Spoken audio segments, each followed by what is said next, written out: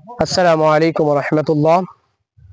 প্রিয় দর্শক, সবাই কেমন আছেন? আশা করছি সবাই ভালো আছেন। তো আপনাদের দোয়ায় ও ভালোবাসায় আমিও ভালো আছি, আলহামদুলিল্লাহ।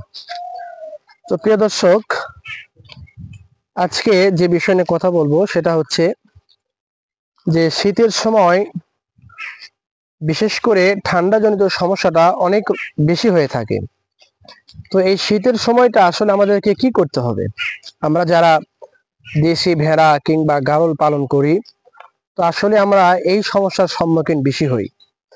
আমি কয়েকটা ভিডিও দেখলাম যে অনেক ভাই, অনেক খামারি বলছেন যে শীতের সময়টা যে ঠান্ডা জনিত যে সমস্যা, এটা থেকে যদি রক্ষা করা যায় তাহলে কিন্তু ভেড়া, গারল কিংবা ছাগল এই জিনিসগুলোকে আসলে পালন করা অনেক সহজ। তো অনেক ভাইদের দেখা যায় যে ভেড়া বা গারল আসলে ঠান্ডা জনিত সমস্যার কারণে অনেক বাচ্চাগুলো মারা যায়, বাচ্চাগুলো মারা যায়। তো এই যে বাচ্চাগুলো মারা যায়, এটা হচ্ছে কি, ছোট বাচ্চারা ঠান্ডা সহ্য করতে পারে না। সহ্য করতে না পারার কারণে তারা কিন্তু আস্তে আস্তে তাদের এক কাশ, এরপর সর্দি, আর ভিতরে তো প্রচন্ড রকমের জ্বর থাকে, যার ফলে কিন্তু তারা যেহেতু ছোট বাচ্চা সহ্য করতে পারে না, এজন্য কিন্তু অনেক বাচ্চাগুলি মারা যায়। তো এখান থেকে আসলে আসলে বাঁচার উপায়টা কি? এখান থেকে আমরা কি করতে পারি?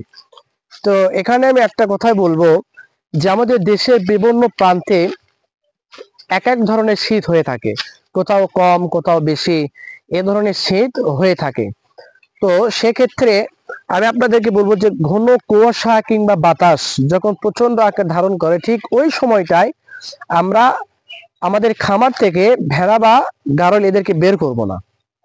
আমরা দুপুর আগ পর্যন্ত আমরা সেখান থেকে বের করব না, এবং আমরা চেষ্টা করব ওই খামারের ভিতরে আপনার যে বাল্ব যেগুলো রয়েছে বা হিটার, যদি আপনার যদি পারেন শীতের সময়টা আপনারা হিটার কিনবেন, যেগুলো ছোট ওয়ালটন বা ভীষণের বিভিন্ন ছোট হিটার পাওয়া যায়। তো এগুলো খামারের ভিতরে রাখলে হয় কি, যে ওই আপনার খামারটা অনেক গরম থাকে, যার ফলে ঠান্ডা না লাগার একটা সম্ভাবনা বেশি থাকে। আর বিশেষ করে খামারের কোনো সাইড আপনার খোলা রাখা যাবে না, কোনো সাইড এমন ভাবে যেন না থাকে যেখান থেকে বাতাস প্রবেশ করতে পারে। আর লাল বাল্ব যেগুলো রয়েছে এগুলো আপনার 100 পাওয়ার কিংবা 200 পাওয়ার আপনার ফার্মের বিভিন্ন জায়গায় প্রায় 60 থেকে, যদি খামার আপনার বড় হয়, ভেড়া যদি বেশি থাকে, সেই পরিমাণ আপনি বাল্ব লাগাবেন। আপনি 4টা বা 5টা বা তার থেকে বেশি বা কম এরকম আপনার লাল বল যেগুলো রয়েছে এগুলো আপনার লাগাবেন। তো এগুলো লাগানোর কারণে আসলে দেখা যাবে কি, যে ভিতরে একটা তাপ থাকবে, একটা তাপমাত্রা একটু বেশি থাকবে, গরম থাকবে, এজন্য বাচ্চারা এখান থেকে সেফ হবে, বড়গুলো কিন্তু সেফ হবে। আর বিশেষ করে আমরা একটা জিনিস দেখি, হয়তো বা আপনি দেখা যাচ্ছে যে হিটার দাম 2800, 3000, 4000 টাকার মতো নেবে।